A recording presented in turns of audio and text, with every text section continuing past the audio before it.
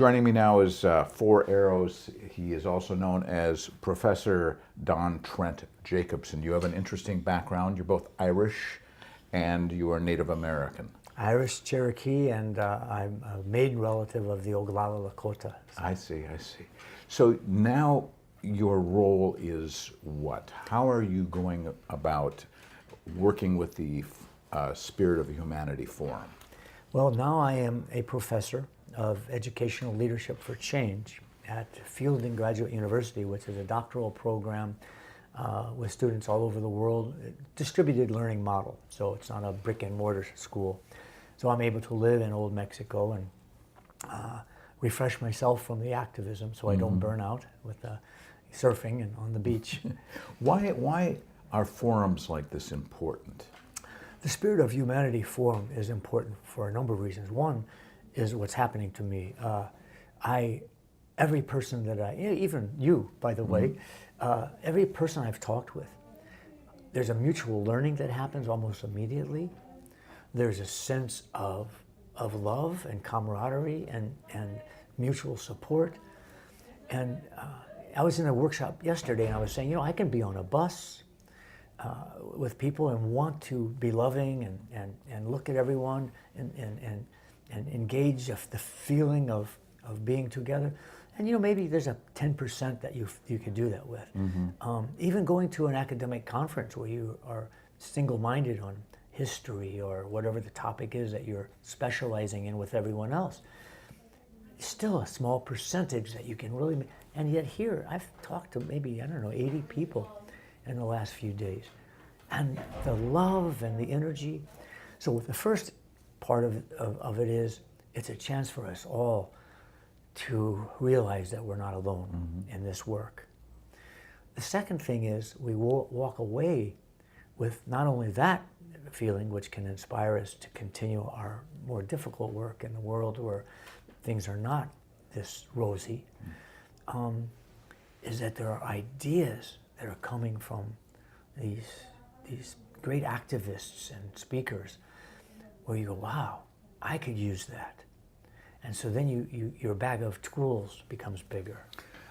Our ability to take a hold of our own spirits, can we change the world by understanding ourselves and our own spiritual beings? I think that the idea of spirits, I can only speak from my own experience and what I've learned from indigenous studies, both academically and experientially. Spirit is giving significance to other.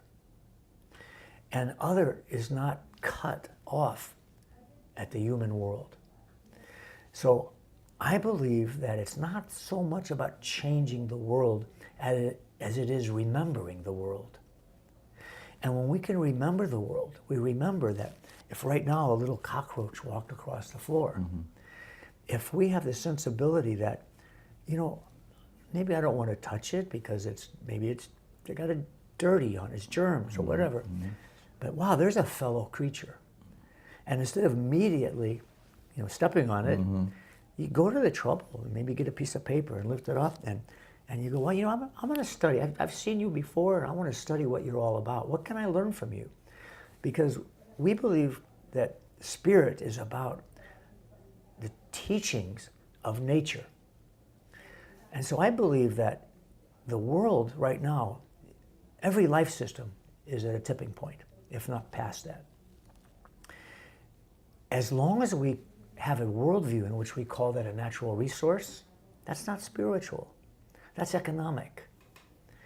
When we call it our brother, when we look at the river and call it our sister, when we look at the tree and call it our grandfather, and really mean it, and really know, there is a life system there. There's a communication there. When we do the Sundance and we go to get the tree, we spend hours talking with the tree and learning about how the roots of this particular quaking aspen go out and connect with all these other communities.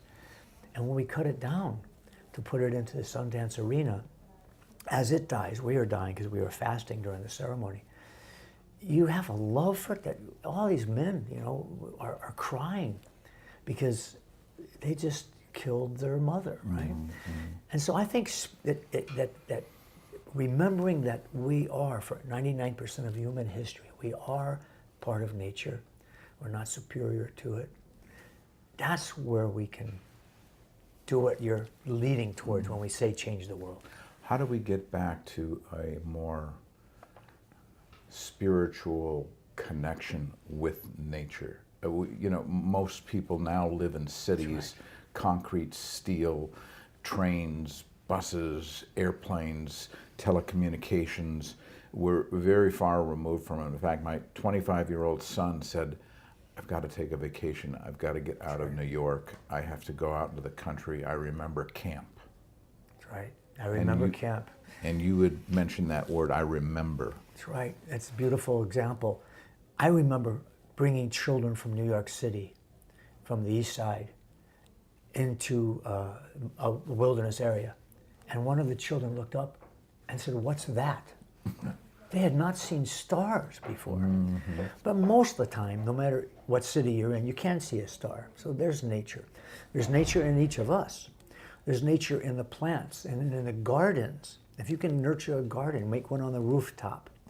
If you can bring into your workplace sprouts and look at the miracle of a seed sprouting. I mentioned the cockroach, mm-hmm. right? They're in the cities. Mm-hmm. So if we begin to tune ourselves into not being about humans only, if we let that anthropocentrism go and really begin to see the other creatures.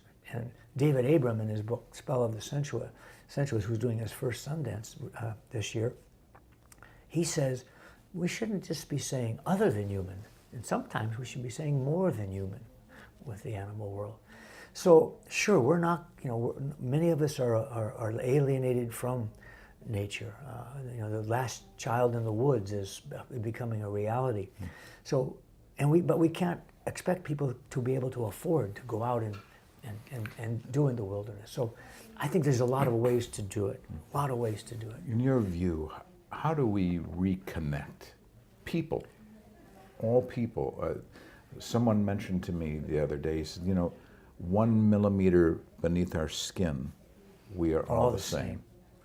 So how do we reconnect and rediscover the fact that this is about a we? That's right. This is a collective place that we live called Earth, this little blue orb floating in space. It's not just a New Age metaphor to say we are all one. It's a reality. And all of our prayers, when I go into the Anipi ceremony, you say Mitakoyasa, which means we're all related. The difficulty is, in the dominant worldview for the last 8,000 years, Socrates, the father of Western philosophy, mm-hmm. Plato had him say in Phaedrus, I'm not going to learn anything in nature, only amongst men. Mm-hmm. So the beginning of understanding oneness is to be one with nature. I think when you can look down on an ant, that's the first step towards looking down on someone that's a different color, mm-hmm. someone who's in a different economic structure. So that's the first part of it. The second part is complementarity. In our original worldview, complementarity was a daily reality of effort. So you would see things that seemed to be opposite or polarized, and you would look for how they go together. Really, all indigenous really means is our ancestors who lived in one place long enough to realize that diversity and difference is the reality of what life is. So when we can begin to say, okay, I'm going to look for it. I had an author named, I'll name him, his name is Walter Block. He calls himself a Jewish atheist libertarian. He's very much about free market. Mm-hmm. I've disagreed with everything he's written. Mm-hmm. He's an endowed professor at Loyola. So what did I do? I called him up and said, would you write a book with me? Mm-hmm. And, we wound up writing a book. It's called Differing Worldviews, Two Scholars Argue Cooperatively, because my requirement was we can't fight each other. We got to understand each other. Mm-hmm. Can we find common ground? And we became friends, right? Speaking of that, you were in the military. Yes, I founded the Veterans for Peace, Chapter 100, co-founded it with a man who spent 7 years in the Dutch underground. And your role Ex-Marine Corps. So you were ex-Marine Corps, I was a Marine officer. and you were in Vietnam. No, I did not go to Okay. Vietnam. I protested against Vietnam. I see. I was in flight school at Pensacola, and I had an injury that caused me to be grounded, so they were sending me to Nam. And I was at a bar, and it was called Trader John's, with a South Vietnamese officer who I had been working with that was going to go over with me. I was going to do air-ground control from Vietnam. We got a little drunk, and he began to confide in me about the wrongness of us being at war. I was 22 years old.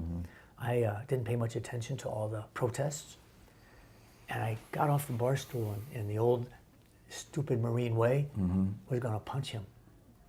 And I saw his eyes, and I realized he was telling the truth. So I refused my orders. Now, I had the privilege. My grandfather was Harry Truman's first international labor representative at the Geneva Convention, and he knew a lot of people. So I wrote grandfather, and I said, look, I was first in my flight to Solo. I have this record, and they grounded me from flying. And so I made up, said, I don't think I should have to go, right?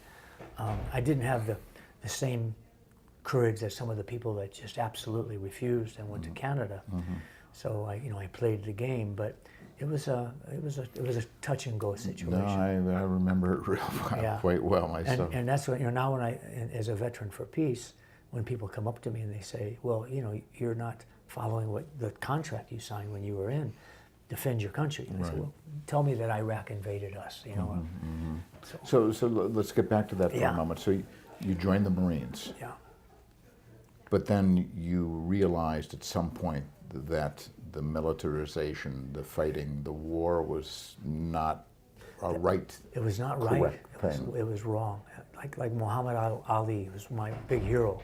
He said, because at that point in time, I still had not fully embraced my indigeneity, but I knew what was happening in our own country, and I knew the polarities of authority and dishonesty. And I was incensed by, here I am with a South Vietnamese officer telling me these horrible things that we're doing. But the napalm and the Agent Orange. I said, I'm not going to be a part of it. So I took all this gung-ho. My dad was 36 combat missions in World War II. And so I was going into the Marines so my father who had passed, could be proud of me. Let's get back to the spirit of humanity for a moment. Yeah. When you leave Reykjavik and you go back to Mexico or wherever your next destination is, what do you take with you? I take with me the inspiration of my comrades to know that all over the world people have the courage and the love to stand up with respect, as we did on the front lines of Standing Rock. That while we were praying, and the clad policemen from 10 states were coming at us clad in riot gear, hitting us, spraying us with pepper spray, that we were saying, my brother, your children have to drink this water. Please don't hit us anymore. We don't have weapons. We love you. You're like us. Please, and to do that takes a lot of courage. And like I said in my presentation, ultimately fearlessness. Well, when you see the kind of stories that we've heard of what people are doing, you're not going to back down.